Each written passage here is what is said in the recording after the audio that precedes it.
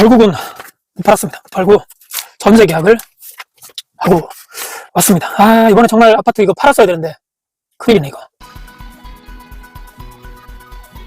먼 거리, 거의 편도로 1시간 반 정도 되는 거리를 그 지역에 있는 아파트 매도를 작년 말부터 해서 계속적으로 내놨는데, 기존에 있는 전세입자분은 이제 곧 이사를 나가시고 봄에 이사를 나갈 예정이고, 계속적으로 매도도 내놓고 혹시 모르니까 전세 보증금을 내드려야 되고, 매매와 전세 둘 다 내놨거든요.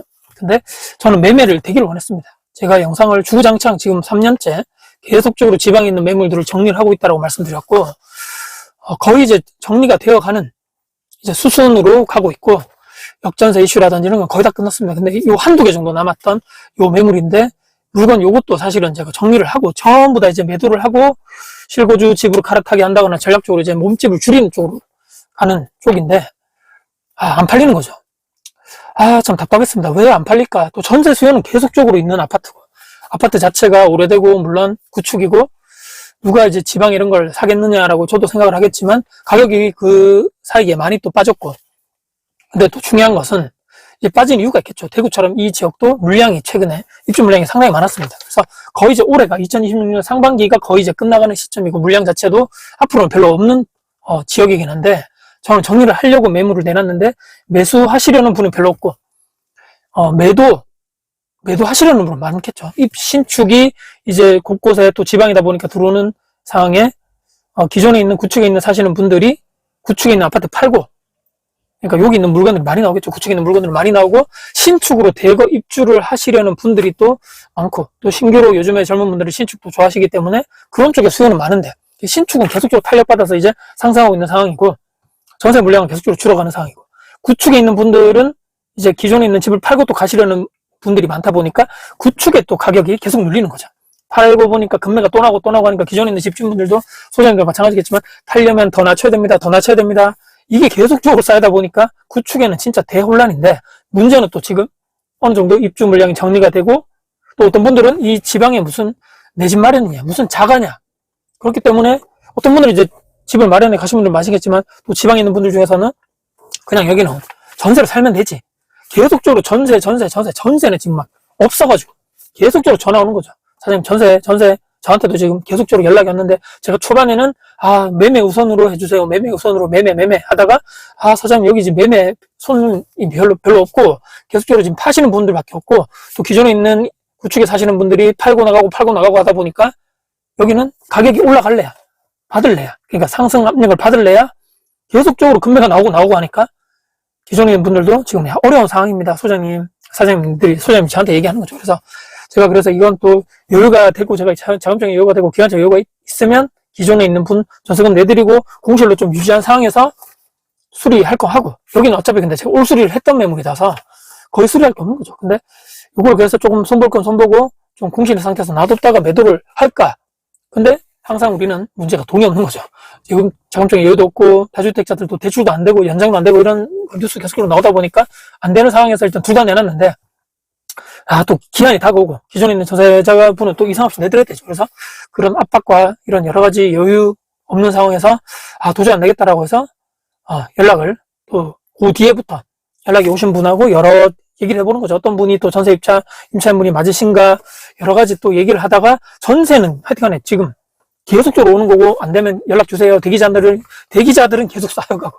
그러니까 지방은 이런 시장이 같습니다. 특히나 이런 광역시급이 아닌 여기가 일반 인구수는 많은 지역인데, 지금 상황이 신축은 어느 정도 이제 올해까지가 많았고, 이제 어느 정도 수순이 정리가 되는 수순이고, 향후에는 입주 물량이 없고 눌려 있는 거죠. 구축은 더더더 눌려 있는 상황에서 신축은 이제 탄력받아서 계속적으로 가격이 이제 매매 가격이 상승하면서 전세 물량도 정리가 되고, 전세 가격이 이제 신축 위주로 올라가는 상황이고, 이제 준신축에게까지도 아직 흐름이 넘어오지 않았고, 제가 가지고 있는 구축이다 보니까 구축까지도 아직까지 흐름이 넘어오지 않았는데, 문제는 이 지방 지역에도 전세는 진짜 씨가 말라간 전세 물량이 지금 꾹꾹꾸라 박았습니다. 전세 물량이 없다는 얘기입니다.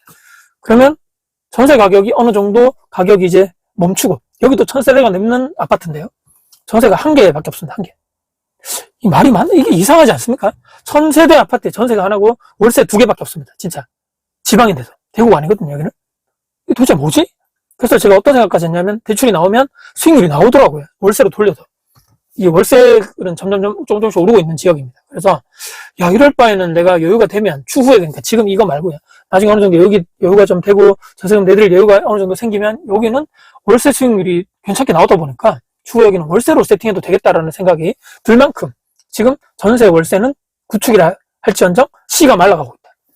그래서 향후에, 지금은 아니겠죠. 지금 뭐 지방에 사람도 인구가 빠지고 지역에 기반에 있는 이런 여러 가지 기업이라든지 일자리가 별로 없는 상황에서 무슨 가격이 올라갔나 생각하겠지만 저는 울산도 그 전에 그랬었고 전주도, 물론 울산에 일자리가 많겠지만 말이야. 전주도 2년 전에 가격적으로 계속적으로 빠지다가 가장 먼저 터닝했던 지역이 전주거든요.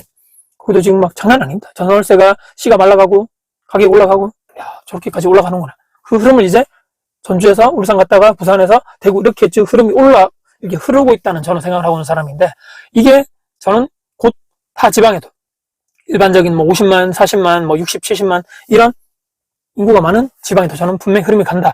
또 지금 여기도 보니까 향후에 신축이 정리가 되고 들어오는 물량도 별로 없고 또 들어온다 하더라도 분양가 자체도 엄청 높아지고 다른 시장이라는 얘기죠. 그러면 언제까지 이게 눌려있을 것인가. 물론 가격적으로 엄청나게 신축자랑 팍팍 치고 올라갈 수는 없겠지만 전세나 월세가 시가 말라가는 이런 상황에서는 하방 지지선이 저는 생긴다고 보거든요. 그럼 그 밑으로 떨어질 수가 없는 상황이고, 매매가 자체가. 그러면 언젠가는 금매가 다 이제 소화가 되고, 그러면 매매 물량이 점점 줄어가는 거죠. 그 단지에도. 그럼 여기서부터 집주인분들, 이미 급하신 분들이라든지 자금력이 약하신 분들이라든지 대출 이렇게 여러 가지 빨리 상환을 해야 되는 분들이라든지 저쪽으로 넘어가시려는 분들 있죠. 신축으로 넘어가시는 분들 수요가 없어진다라고 했을 때는 저는 그때 이후로는 이제 전세, 월세, 하방 지지선이 있고 그 밑으로 하락하지 않는 선에서 금매가 다 나가는 상황에서는 이제 그 뒤로는 여기도 흐름을 올라갈 수밖에 없는 흐름으로 갈 수밖에 없다는 생각을 하는데, 제 생각에 또 맞을 수가 없는 거죠. 제가 지금 또 희망회로 돌릴 수도 있는 상황이라고 보지만, 그럼에도 불구하고 전세 가격이 이렇게 물량이 많음에도 불구하고 여기도 떨어지지 않았고, 또 지금 나오는 매물 보니까 월세 가격은 점점 올라가는 것 같고, 물론 이렇게 따지면 또 누군가는 야, 그거 대출 받아가지고 월세 돌려봤자 대출 이자가 올라가지 않는가, 이렇게 얘기하면 제가 뭐 드릴 말씀이 없는 거죠.